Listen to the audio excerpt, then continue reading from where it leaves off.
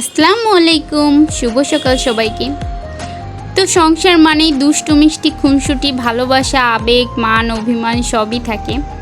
তো সকাল সকাল জামাইয়ের জন্য চিকেন ভুনা খিচুড়ি রান্না করলাম, ডিম আর আমের আচার দিয়ে তাকে খেতে দিলাম। তো এই ডিম নিয়ে প্রতিদিন সকালে কোনো না কোনো কাহিনী হবে।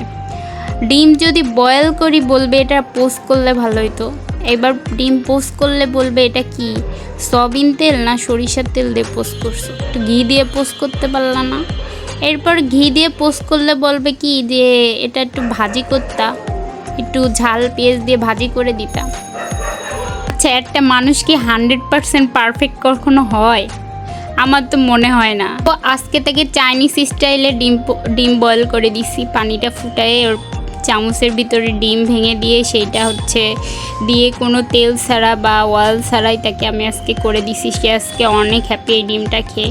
মানে বুঝলাম না আজকে সূর্য কোন দিক দিয়ে উঠলো। সে বলে আজকে খুব হেলদি হয়েছে ডিম। এভাবেই সকাল শুরু আমার।